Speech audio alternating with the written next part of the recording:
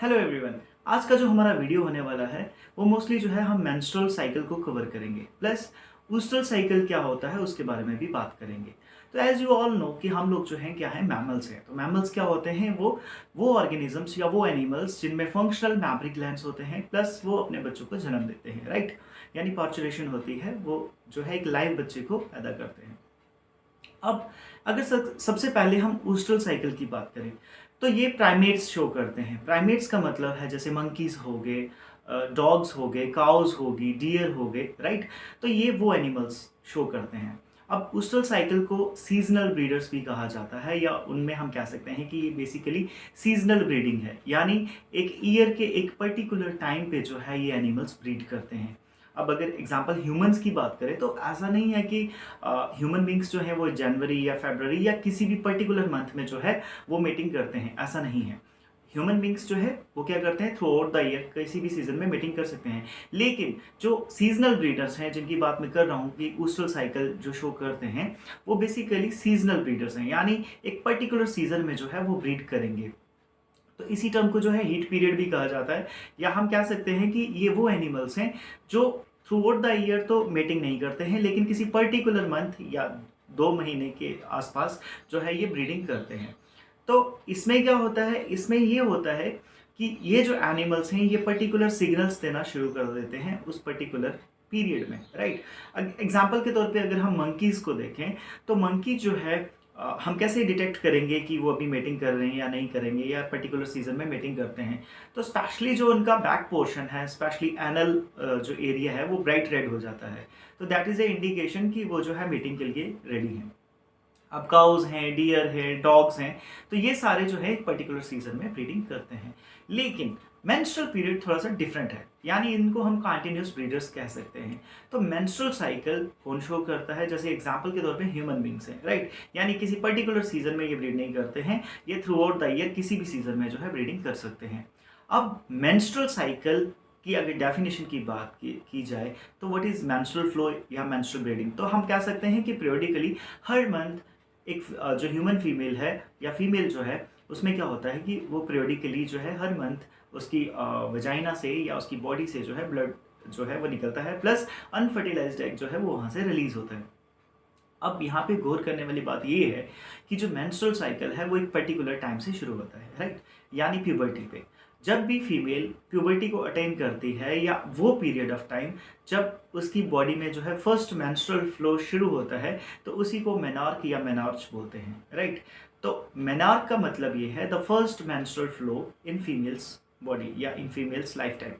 तो ये कौन सी उम्र से शुरू होगा, तो मोस्टली प्यूबर्टी।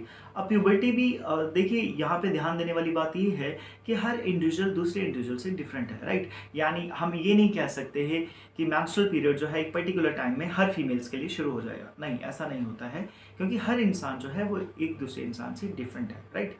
तो हर फीमेल दूसरे फीमेल से भी डिफरेंट होगी, हो सकता है हेल्थ रीज़न हो सकता है, न्यूट्रिशियस रीज़न हो सकता है, बहुत सारे डिफरेंट रीजंस हो सकते हैं जब वो जो है प्यूबर्टी अटेन करती है। तो हम कह सकते हैं कि कुछ फीमेल्स जो है वो 8 या 9 ईयर्स से भी शो करना शुरू कर देंगी प्यूबर्टी, या उनमें मेंस्ट्रुअल फ्लो जो है शुरू हो जाएगा, या कुछ हो सकता है कि लेट 13, 14, 15 तक भी जा सकें। तो हम जो है क्या बोलते हैं, एवरेज टाइम निकालते हैं कि एवरेज जो है ये मोस्टली 10 to 13 ईयर्स के बीच में जो है मेंस्ट्रुअल फ्लो शुरू हो जाता है किसी भी फीमेल बॉडी में। अब इसमें एक चीज़ और कंसेप्ट आता है मीनोपॉज का। तो मीनोपॉज भी आपको ध्यान रखना चाहिए कि मीनोपॉज वो पीरियड ऑफ टाइम है किसी भी फीमेल बॉडी का या किसी भी फीमेल का जब उसमें मेंस्ट्रुअल फ्लो रुक जाता है, राइट। यानी एक ऐसा एज पे वो पहुंच जाती हैं जिसके बाद जो है उनकी बॉडी से मेंस्ट्रुअल फ्लो नहीं होता, या वो मेंस्ट्रुअल साइकिल को शो नहीं करती हैं, राइट। उस कंडीशन को बोलते हैं मीनोपॉज, राइट। क्या कहते हैं, मीनोपॉज। तो मीनोपॉज का भी एक पर्टिकुलर टाइम है, दैट इज 45 to 55 ईयर्स। पर फिर मैं एक बार आपको बता दूं कि ये भी एक डेफिनेट टाइम पीरियड नहीं है, this is also an average time. तो दैट मीन्स कि हर फीमेल का मेंस्ट्रुअल फ्लो का जो टाइम है वो भी अलग होगा, मेनार का भी जो टाइम है वो अलग होगा, प्लस मीनोपॉज की कंडीशन जो है वो भी अलग होगी। अब यहाँ पे अगर हम मेंस्ट्रुएशन की बात करें तो जैसे मैंने आपको बताया कि मेंस्ट्रुएशन जो है what is that, it is actually the flow of blood, या हम बोल सकते हैं it is the bleeding face, right. तो जो हर मंथ जो है किसी न किसी फीमेल को आता ही रहता है। तो what is that mean? It means कि अनफर्टिलाइज्ड एग जो है वो बॉडी से निकल रहा है। अगर हम डिटेल में मेंस्ट्रुएशन की बात करें कि मेंस्ट्रुअल साइकिल है क्या, तो देखिए जैसे ही कोई भी फीमेल प्यूबर्टी अटेन करती है तो उसकी बॉडी जो है वो फर्टिलाइजेशन के लिए प्रिपेयर करती है एवरी मंथ। लाइकवाइज जैसे मैंने कहा था कि हम लोग जो है कॉन्टिन्यूस ब्रीडर्स हैं, हम लोग सीजनल ब्रीडर्स नहीं हैं कि एक पर्टिकुलर टाइम पे जो है हम मेटिंग को शो करेंगे, ऐसा नहीं है। जो मेंस्ट्रुअल साइकिल शो करते हैं या जिनको मेंस्ट्रुअल साइकिल कहते हैं, तो मेंस्ट्रुअल साइकिल को शो करने वाले जो एनिमल्स हैं, या जैसे एग्जांपल हम ह्यूमन बींग्स की लेते हैं, तो हर जो फीमेल है उसकी बॉडी हर मंथ जो है वो अपने आप को प्रिपेयर करती है फर्टिलाइजेशन के लिए, राइट। अगर हम बात कहते हैं कि कैसे प्रिपेयर करेगी, तो हर फीमेल के अंदर 2 ओवरीज होती हैं, राइट। तो वो क्या करती हैं, एग्स को रिलीज करती हैं। एग्स को क्यों रिलीज करती हैं? क्योंकि बॉडी को नहीं पता है मीटिंग होगी या नहीं होगी, तो वो प्रिपेयर करती है, वो ये एक्सपेक्ट करके चलती है कि हाँ इस बार मीटिंग हो जाएगी। तो वो क्या करते हैं, अल्टरनेटिवली जो 2 ओवरीज हैं उनमें से 1 ओवरी जो है वो एग रिलीज करती है। अब अगर आपने मेंस्ट्रुएशन को बड़ा इजी वे में समझना है तो देखिए मेंस्ट्रुएशन को ना आप 3 पार्ट्स में डिवाइड कर दीजिए, pre ovulatory phase, ovulatory phase and menstrual phase, या जिसको ल्यूटरल फेज भी कहा जाता है या ब्लीडिंग फेज भी कह सकते हैं। अगर हम प्री ओवुलेटरी फेज की बात करें या जिसको फोलिकुलर फेज भी कहते हैं, तो इसमें क्या होता है कि मैच्योरेशन ऑफ एग होती है, राइट। यानी जो ओवरी है वो प्रिपेयर करती है कि हाँ अब जो है इस एग को रिलीज करना है। साथ ही साथ इसके जो है ओवुलेटरी फेज भी आ जाता है जिसमें एग रिलीज हो जाता है ओवरी से। एंड देन लास्ट वाला जो होता है वो होता है ल्यूटरल फेज की, अगर फर्टिलाइजेशन नहीं हुई है तो वो अनफर्टिलाइज्ड एग जो है वो बॉडी से जो है बाहर कर दिया जाएगा।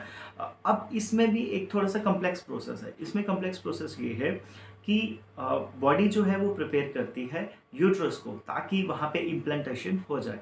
तो वहाँ पे क्या होगा कि एंडोमेट्रियम जो है वो थिक होना शुरू हो जाएगी, राइट। तो जब एंडोमेट्रियम थिक होना शुरू हो जाएगी तो अगर तो फर्टिलाइज्ड एग है वो वहाँ पे इम्प्लांट हो जाएगा, राइट, यानी अटैच हो जाएगा। बट इन केस अगर मान लीजिए कि फर्टिलाइजेशन नहीं हुई है तो फिर क्या होगा कि जो एंडोमेट्रियम है अलॉन्ग विद अनफर्टिलाइज्ड एग वो मंथ के एंड में, या हम बोल सकते हैं कि जिसको मेंस्ट्रुअल फेज कहा जाता है, उसमें जो है वो शेड करेंगे और वजाइना से आउट हो जाएगा।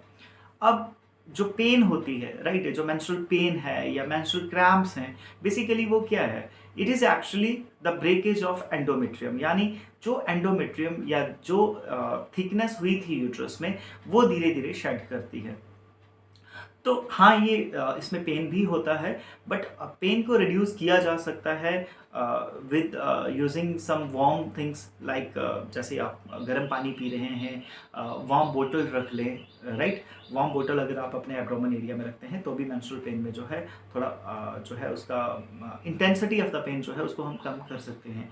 अब स्पेशली कुछ ऐसा भी फीमेल्स होती हैं जो क्या करती हैं, पेन किलर्स लेना शुरू हो जाती हैं। एग्जाम्पल के तौर पे मेफ्टोल हो गई या कोई भी पेन किलर।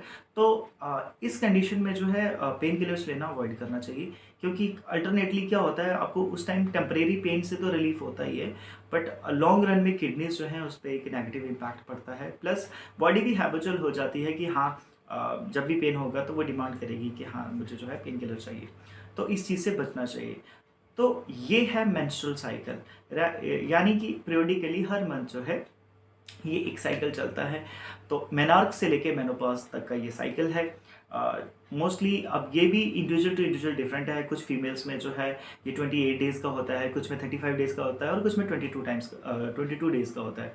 अब बात कर यहाँ पे भी गौर करने वाली ये है कि जो टीनेजर्स हैं, राइट, यानी जिनमें अभी अभी जो है मेनार्क हुआ है या वो धीरे धीरे जो है उनमें मेंस्ट्रुअल साइकिल शुरू हुआ है, तो उनमें भी जो है अनइवननेस होती है, राइट, यानी कुछ में 45 डेज़ भी लग सकते हैं, कई बार मेंस्ट्रुअल पीरियड जो है वो स्किप भी हो सकता है। तो ये आपकी स्क्रीन पे कुछ कंडीशंस हैं जिनके कुछ मतलब हैं, राइट, जैसे एमेनोरिया क्या है, डिस्मेनोरिया क्या है, मेनोरेजिया क्या है, राइट। तो ये सारी कंडीशंस जो हैं वो मेंस्ट्रुअल साइकिल से रिलेटेड है। आई होप आपको आज का टॉपिक बहुत अच्छे से समझ आया होगा। Thank you so much, take care and bye bye.